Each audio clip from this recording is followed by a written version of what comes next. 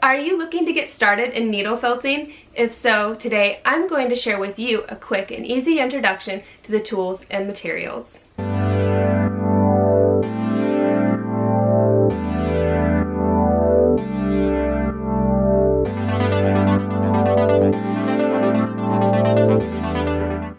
Hi everyone, and welcome to today's video, an introduction to needle felting tools and materials. My name is Iceland and I'll be your fiber artist host, and on this channel, Snowflake Forest Felting, I share needle felting videos, have needle felting tutorials, and share product reviews from time to time. So if you're new and this interests you, please consider subscribing, and if you want to know more about anything you see here on this channel, be sure and check the links down in the description below this video or leave a comment. I'd love to connect with you there. And as always, if you think my videos may help someone, please share them where you can. Now, let's get into today's video.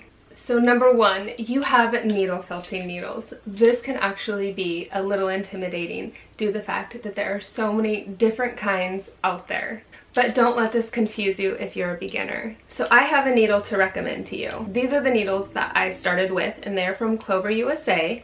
They are their heavyweight needle, and I'll be sure and have this linked as well as all the other stuff you see in this video down below, and you can go and check all this stuff out later. They come in a nice little case to keep them protected, and the best part is they come with multiple needles, so if you break one, you have needles to fall back on. And then most importantly, these needles are going to work with most types of wool. You can see there the needle felting end is barbed. That's going to be what catches the wool fibers, because wool fibers have scales on them, and that's going to be how you mat and condense the wool into the shape you want it.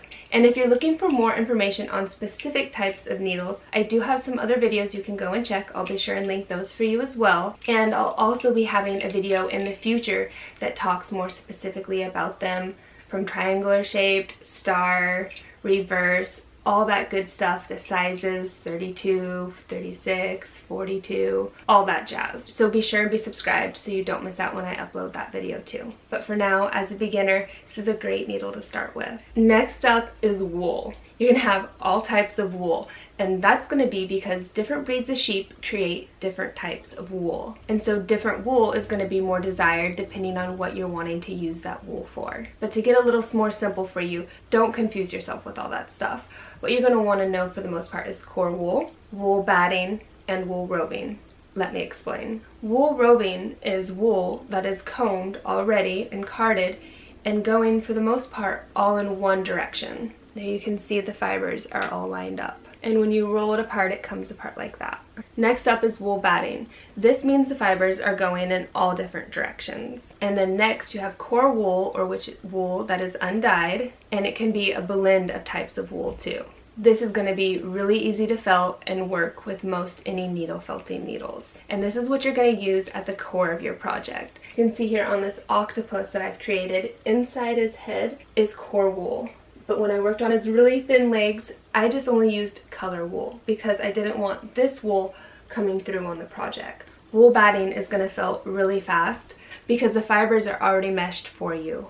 Wool roving, it still felts great. It's just going to take a little more work because you're rearranging all those fibers that are already lined up when you're putting the barbed needle into it. Colored wool can be a little more expensive, and so that's why you end up using a core wool if you start felting a lot of creations. So when you're starting felting, look for wool batting and maybe just pick out a few colors all in the same category, or maybe even just one, and try felting something simple like a heart or a star. And I have great tutorials, simple, easy to follow along videos. I'll be sure and link them down in the description below and the iCard above, and you can check those out too. The third thing, next up, you're gonna need a foam surface protector or some sort of surface protector. I prefer the foam surface pieces because when I'm felting, it gives me a place to store my needle. You might also find brush surface protectors that look like an actual brush. And people even make their own felted surface protectors, which is a fun task to do if you want to get into some wet felting and you're really enjoying felting, to have your own surface. I like to have multiple surfaces because I use them for color specific spots. So then that way, as I'm felting, I'm not picking up any wool and getting into my project.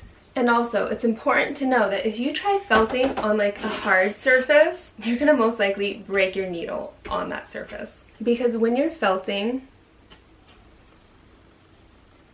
You hear that and you can see the needle goes through.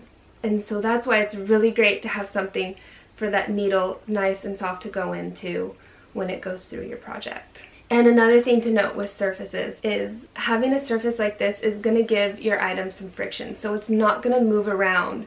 Whereas if you're using something hard and slippery, that's not going to hold your item in place very well and make it very easy to felt. And also keep in mind, these are fairly inexpensive.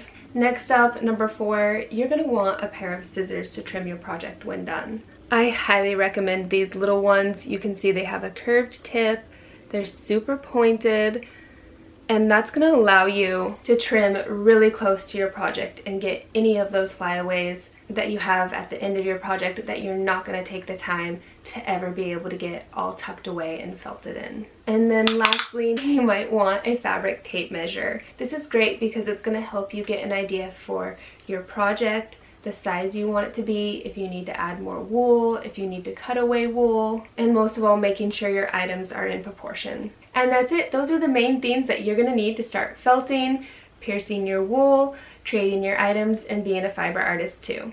And remember, I'm going to have all these supplies linked down in the description below, and you can go and check out more there. And that's it for today's video. I hope you learned something new. If you did, please be sure and give it a thumbs up. Don't forget to subscribe and share my videos where you can. And as always, if there's something you'd like to see me create, drop it down in the comments below. I might just make it next. Thank you so much for watching as always, and I'll see you in the next one. Happy felting!